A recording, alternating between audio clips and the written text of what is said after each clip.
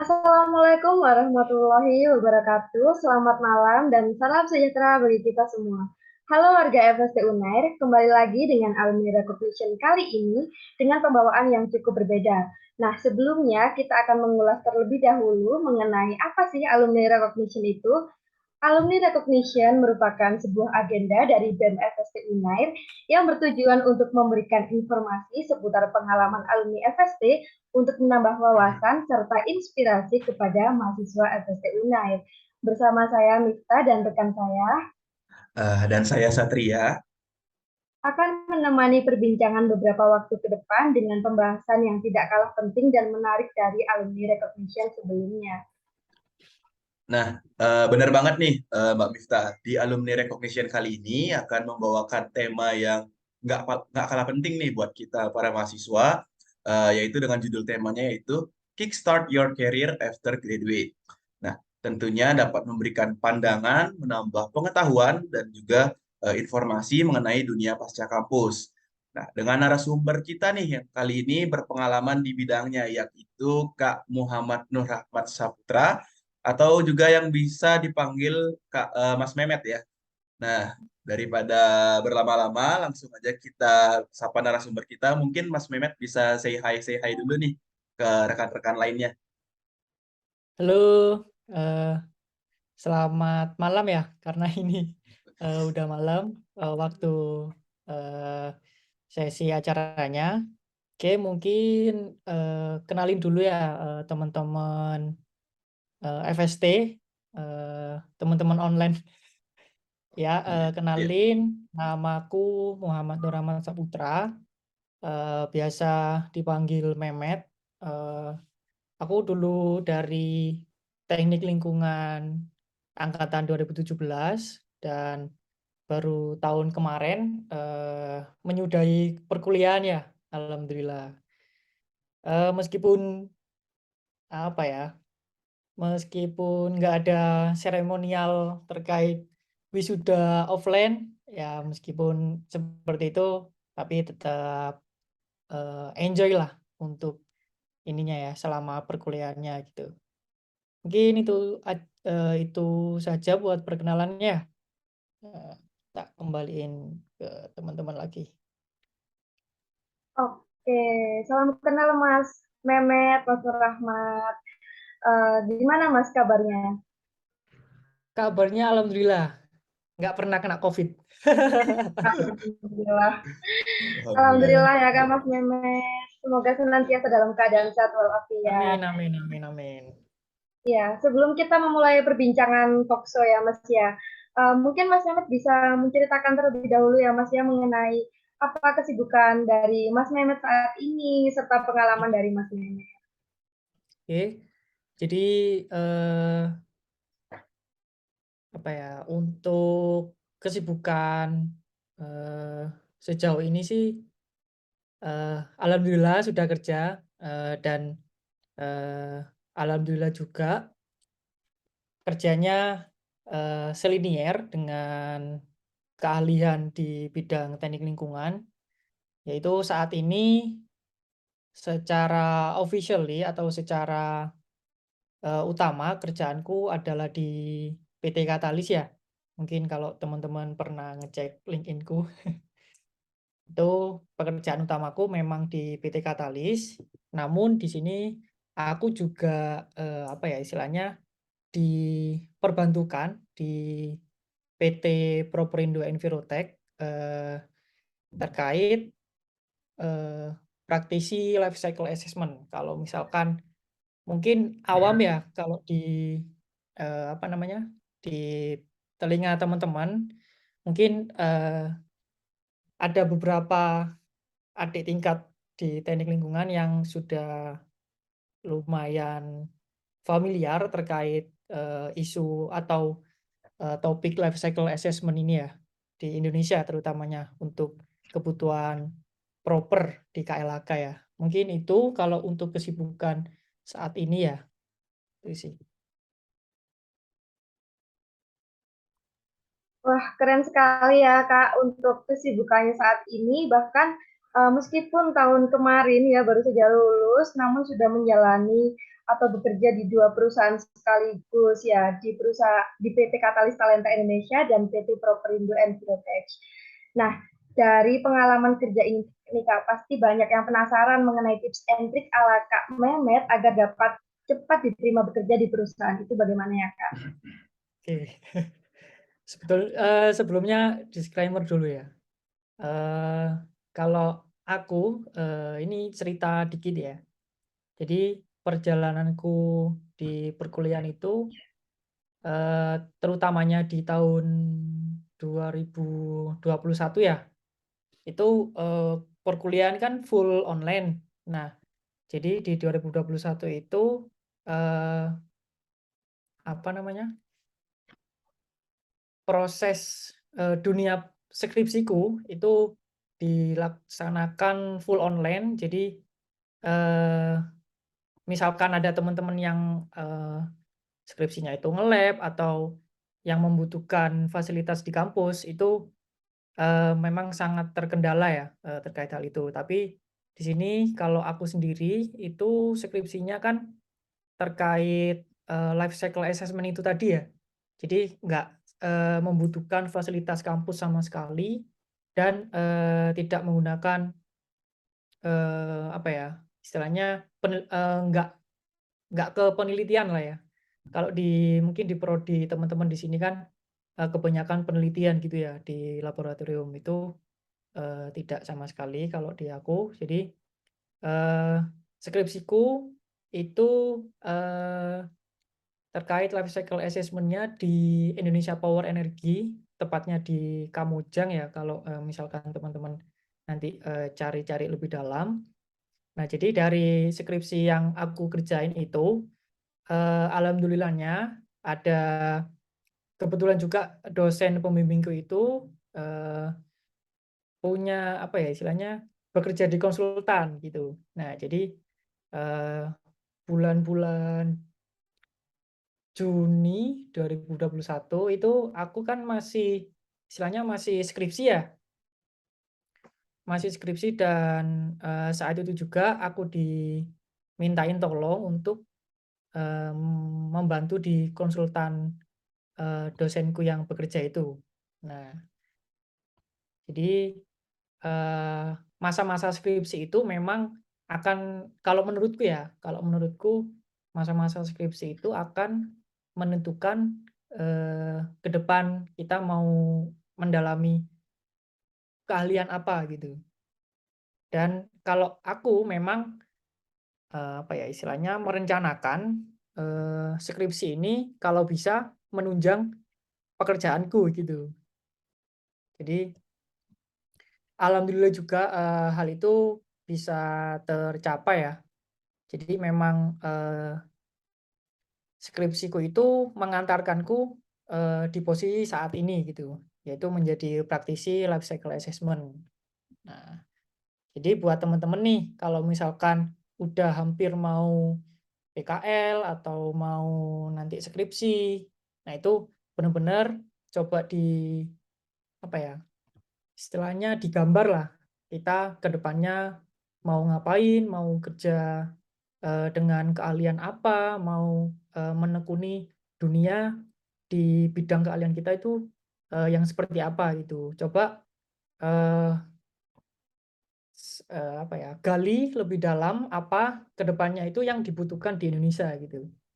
Nah, kalau aku dulu mikirnya kan di teknik lingkungan ya. Jadi teknik lingkungan kalau, kementerian yang berhubungan itu yaitu, Kementerian Lingkungan Hidup ya dan Kehutanan itu ya. Jadi, salah satu program KLHK itu adalah proper. Jadi perusahaan-perusahaan seperti, Pertamina atau, yang sejenisnya itu wajib untuk, apa istilahnya mengevaluasi, kualitas perusahaannya gitu. Nah, kayak bentuk, pengelolaan lingkungannya ataupun pengendalian, dari pencemaran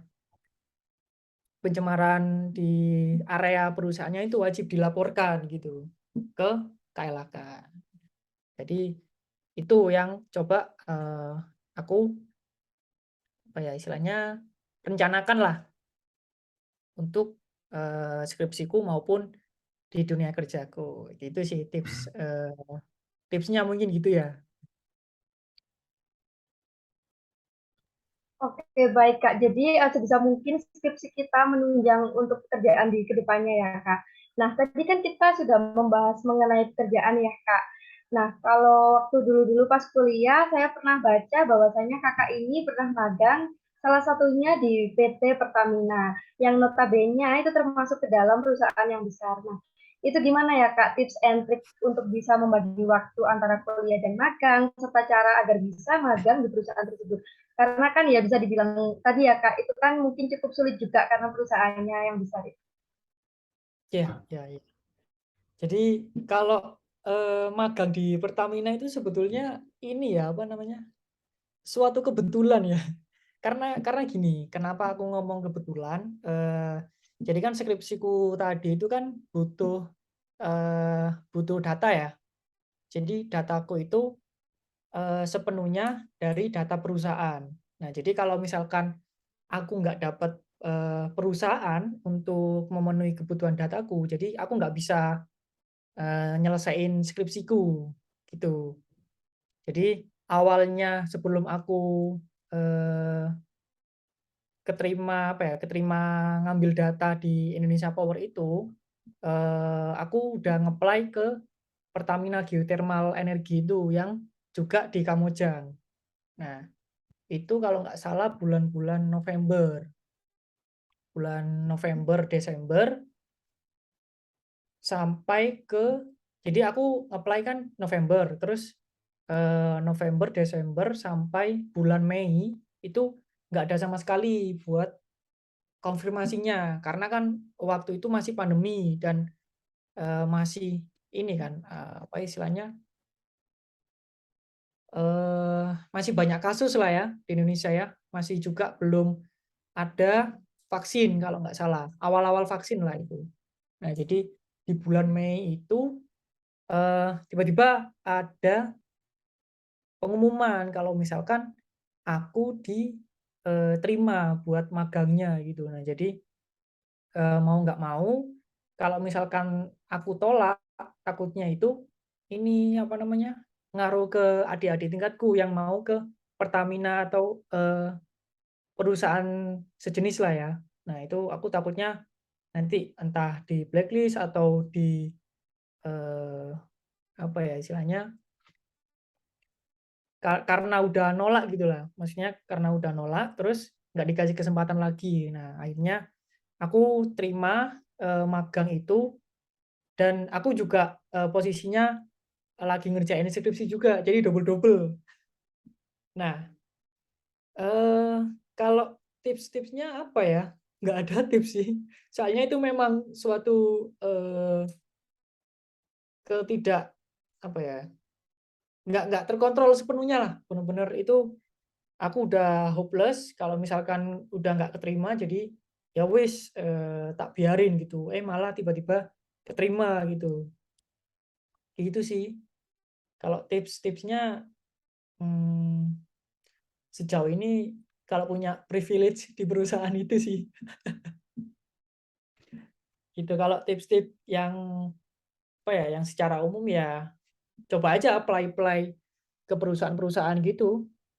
Eh, ya istilahnya apa ya, adu nasib lah ya.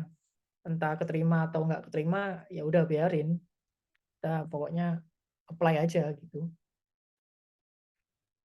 Gitu sih. Oh, oke.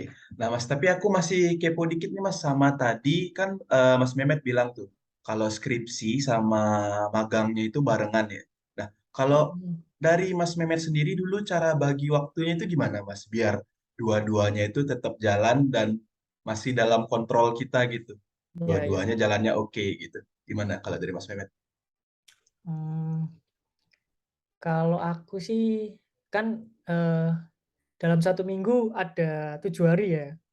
Nah, untuk hari kerjanya kan Senin sampai sampai Jumat ya biasanya. Jadi Senin sampai Jumat itu aku maksimalin buat ngurus apa ya istilahnya kegiatan-kegiatan di magangku ya. Nah, jadi kan ada porsi weekend Sabtu Minggu. Nah, mungkin di Sabtu Minggu itu sih aku maksimalin juga buat ngerjain skripsi gitu. Jadi aku waktu semester 8 itu udah udah nggak ada matkul sebetulnya. Cuman eh, aku sengaja buat ngulang matkul karena nggak puas sama nilainya kan. Tuh, jadi cuman satu matkul dan itu pun online kan. Jadi ya kita sambi-sambi sambi-sambi magang, sambi-sambi ini baca-baca referensi buat skripsi gitu. Jadi kalau magang itu sendiri ya eh, nggak terlalu sibuk sih kebetulan ya waktu waktu aku dulu ya. Karena kan memang dari perusahaan sendiri itu masih nggak 100% karyawannya masuk gitu kan. Nah jadi eh, magangku juga masih banyak gabutnya gitu. Itu sih. Ya Oke. balik balik ke kita lagi lah, cara siasatinya gimana. Kalau misalkan kita udah menerima atau menjalankan sesuatu kan otomatis kita harus komit ya, apapun Ya. resikonya gitu. Iya, bener banget. Eh, Tadi tips dari apa namanya membagi waktu dari Mas Mehmet tuh pasti bisa di note ya juga buat teman-teman FSD lainnya. Tadi juga aku udah list apa namanya catat juga beberapa kayak yang kita juga harus nanti kalau udah di masa-masa penghujung kuliah itu udah mulai harus memetakan gitu ke depannya kita mau kerja di bidang apa dengan keahlian apa dan juga kita dituntut harus bisa mencoba menggali lagi lah lebih dalam apa yang dibutuhkan di Indonesia. Keren banget kata-katanya Mas Mehmet. Nah, karena barusan kita udah bahas juga nih mengenai tips and trick eh, yang diberi oleh Mas Mehmet, mungkin sekarang kita bisa move nih ke ngebahas kebalikannya ya Mas. Nah, aku punya satu pertanyaan nih. Kira-kira apa sih faktor penyebab mahasiswa fresh graduate itu sulit mendapatkan pekerjaan, terutama di tahun-tahun kebelakang ini ya? Soalnya aku juga sempat lihat baik itu di review Twitter ataupun di medsos-medsos lainnya itu fresh graduate itu terbilang susah gitu buat nyari kerja di perusahaan-perusahaan sekarang gitu. Mungkin bisa dibantu, Mas? Iya. Wah ini pertanyaan sulit ya karena eh, mungkin aku kebetulan ya, ini kebetulan ya. Kebetulan kalau dari jalanku sendiri kan alhamdulillah sangat terbantu ya dengan adanya privilege-privilege itu tadi ya. Jadi eh, nggak sepenuhnya mengalami struggle di pekerjaan. Eh, Kalau aku lihat ya, apa namanya, eh, kenapa kok fresh graduate itu terbilang sulit mencari pekerjaan karena ya apa yang diharapkan oleh fresh graduate gitu. Maksudnya perusahaan itu pasti mencari SDM-SDM yang sangat berpotensi potensial lah, memiliki keilmuan yang sudah pengalaman, terus juga saingan kita kan juga banyak ya. Eh, Kita pasti apa namanya, setiap tahunnya kan lulusan-lulusan sarjana itu kan banyak ya. Jadi eh, itu juga semua lulusan-lulusan itu kan pasti mikirnya kerja dulu, ayo undang kerja gitu kan. Eh, jadi kalau misalkan eh, apa ya, dibilang sulit sih ya memang sulit, cuman kita bisa mengatasi hal tersebut dengan katakanlah kita memiliki skill yang memang nggak banyak orang yang memiliki. Katakanlah eh, kita di masa-masa kuliah itu harus benar-benar istilahnya aware lah terkait isu-isu yang berkembang. Terus di keahlian kita, misalkan, oh ternyata analis bidang ini itu lambat laun sepertinya bakal apa ya istilahnya dibutuhkan di Indonesia.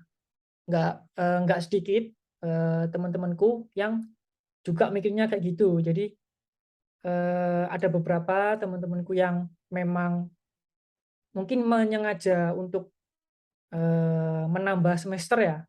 Itu juga dia nggak hanya diam gitu, maksudnya nggak hanya menunggu untuk lulus, tapi dia juga apa istilahnya berlatih atau mengikuti pelatihan-pelatihan yang memang itu lambat laun dibutuhkan gitu di bidangnya, di bidang teman-temanku yang tekuni itu ya, itu sih. Nah, jadi apa yang bisa kita kontrol itu ya diri kita sendiri gitu maksudnya ya. Kalau misalkan tiap tahunnya cari kerja susah ya emang susah gitu, apalagi kemarin waktu lulusanku kan waktu pandemi ya, itu bener-bener wah banyak sekali lah yang butuh, dan bahkan perusahaan-perusahaan kan juga banyak yang melakukan pemecatan karyawan gitu kan. Nah, untuk saat ini sih yang bisa kontrol diri kita sendiri dengan kita itu menambah kualitas diri kita sendiri gitu. Entah nanti tools-nya apa, yang penting eee, yang bisa kita usahakan ya diri kita sendiri gitu sih. Oke, siap Mas. Mungkin aku izin review juga ya tadi dari penyampaiannya Mas Mehmet yang aku garis bawahin bagus banget itu kayak di masa kuliah ini kita harus sudah mulai aware dengan isu-isu yang berkembang. Terus Mhm, kata-kata terakhirnya itu adalah menambah kualitas diri. Nah, benar banget itu kayak bisa mengikuti pelatihan-pelatihan dengan tekun agar kita memiliki skill yang nggak dimiliki oleh orang lain. Biar kita siap bersaing juga lah ya, Mas, nanti di saat apa namanya nyari-nyari kerjanya gitu. Benar, Mas? iya, benar benar Oke, benar. oke siap. Nah, next mungkin ngomongin tentang dunia kerja nih Mas ya, karena Mas Mehmet juga udah berpengalaman nih, udah kerja juga kan ya, apalagi di dua perusahaan. Nah, eh, apa aja sih yang kendala selama ini Mas Mehmet alamin gitu di dunia kerja? Dan mungkin bisa kayak dikasih tahu nih, di sharing-sharing ke kita, gimana sih cara ngatasin masalah-masalahnya tersebut. Mungkin dari POV yang Mas Mehmet alamin gitu di perusahaan-perusahaan yang Mas Mehmet gelutin gitu. Iya. Jadi kalau aku sendiri ya, karena memang pekerjaannya di konsultan, jadi konsultan itu kan identik dengan kita menjadi pelayan ya, kita menjual jasa gitu ya. Nah jadi eh, aku bersyukur banget sih bisa banyak-banyak belajar di BEM dulu ya terutama ya, karena kan aku 3 tahun di BEM sudah banyak sekali berkomunikasi dengan entah sesama mahasiswa ataupun dengan pihak-pihak di dekanat. Nah, jadi hal itu memang menjadi skill utama ya kalau misalkan kita eee, menekuni di bidang apalagi ini ya di bidang kayak kayak kita apa ya istilahnya menjual jasa gitu, menjadi pelayan gitu ya.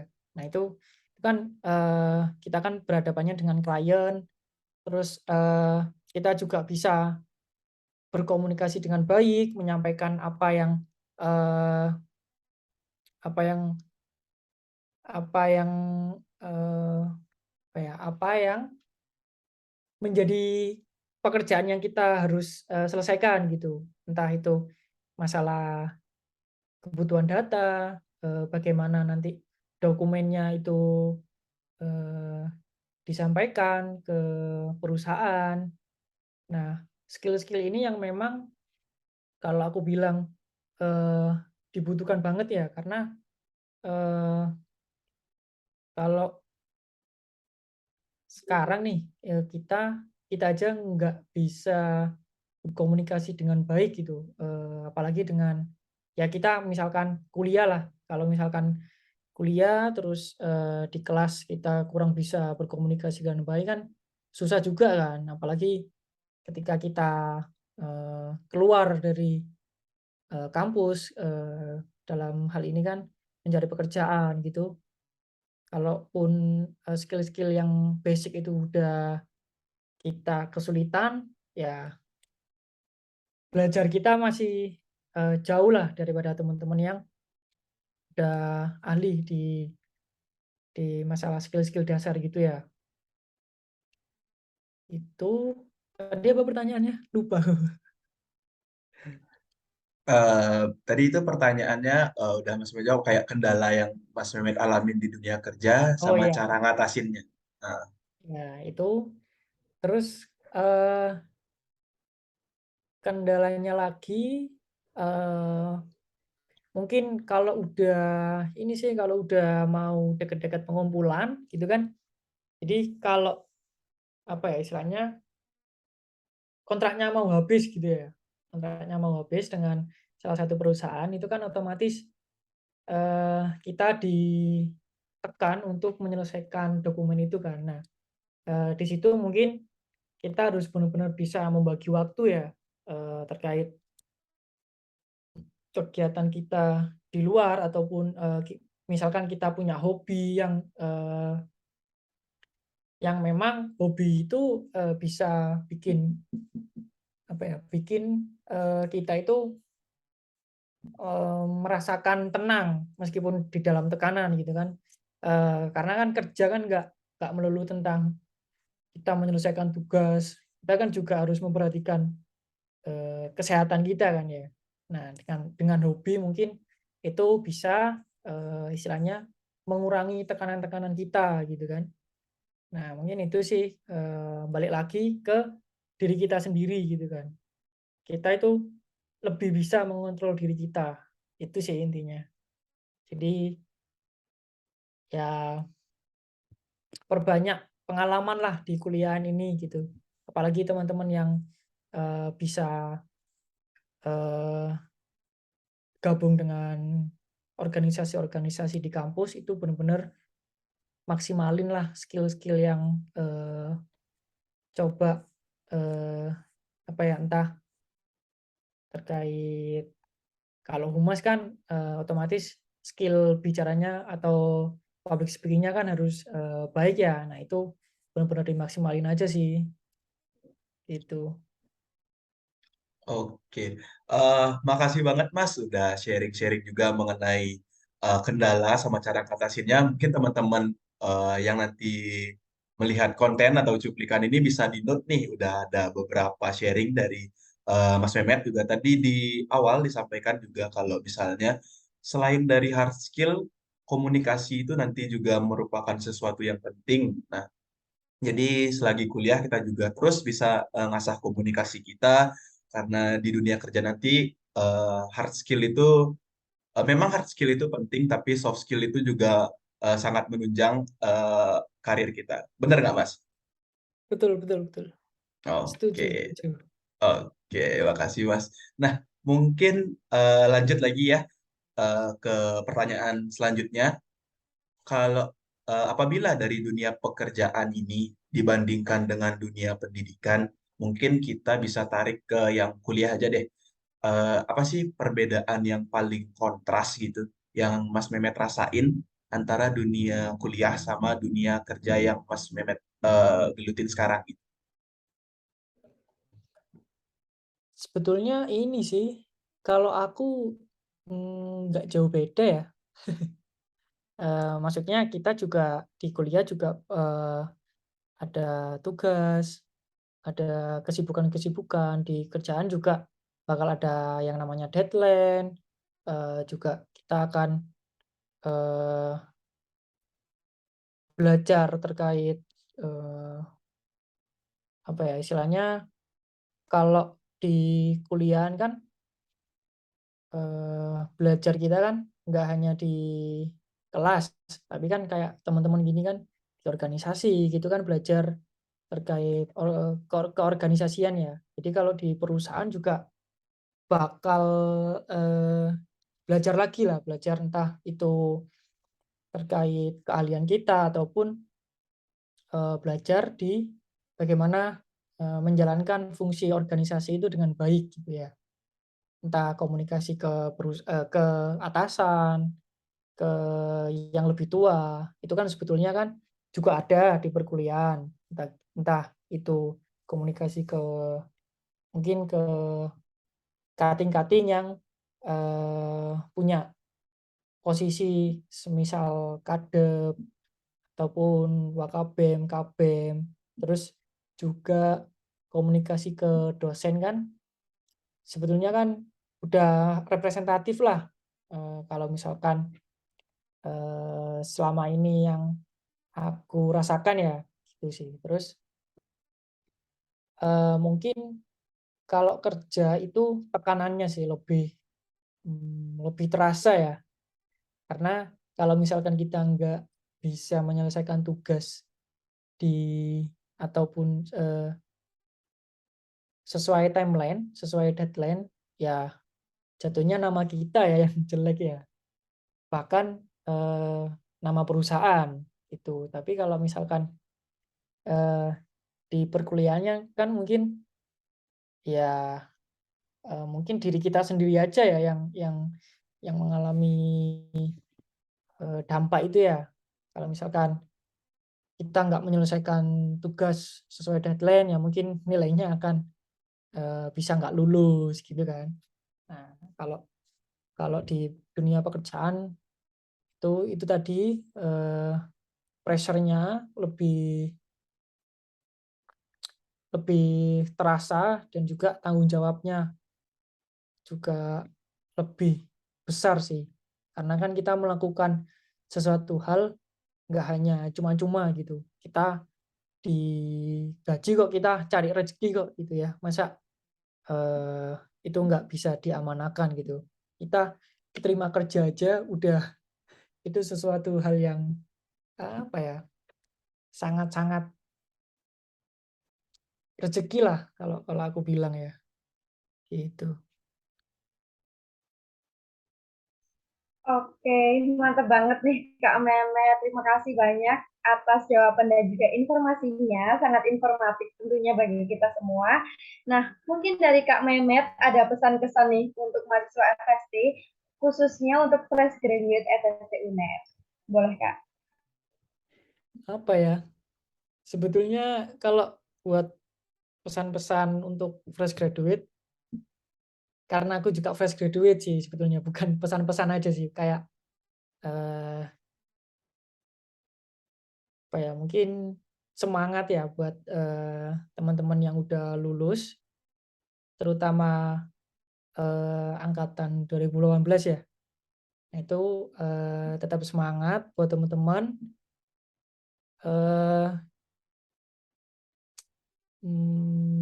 Balik lagi ya apa yang udah tak sampaikan tadi, yang bisa kita kontrol adalah diri kita sendiri. Jadi terkait hasil itu udah ada yang nentuin lah. Kita cuman bisa berusaha dan berusaha dan berdoa, terus juga kita juga banyak-banyakin mengasah skill. Itu menurutku yang penting ya, mengasah skill. Percuma banyak kok orang-orang pintar di FST gitu kan. Tapi kalau misalkan apa yang kita miliki itu kepintaran itu tadi nggak diimbangi sama skill-skill yang menunjang kita untuk apa ya istilahnya menunjukkan bahwa kita itu punya kapasitas gitu. Itu sih. Kalau misalkan kita sendiri nggak mampu untuk menunjukkan kualitas diri kita sendiri, ya orang lain masa peduli gitu kan. Tuh. Yang bisa kita kontrol adalah kita sendiri, diri kita sendiri ya. Itu. Baik, Kak. Terima kasih atas pesan yang diberikan. Semoga mahasiswa FST bisa tetap semangat, bisa terus mengontrol diri dengan mengimbangi hard skill yang dimiliki dengan soft skill, terus berusaha dan berdoa seperti yang Kak Mehmet tadi jelaskan. Nah, tidak terasa sekali waktu kita terbatas sehingga kita harus mengakhiri perbincangan kita kali ini. Kami mengucapkan terima kasih banyak kepada Kak Mehmet atas ketersediaan waktunya sebagai narasumber alumni recognition. Semoga ilmu dan informasi yang dibagikan kepada kita semua dapat bermanfaat serta dapat menjadi inspirasi dan motivasi untuk kita semua, khususnya warga FST Unair. Terima kasih Kak Mehmet.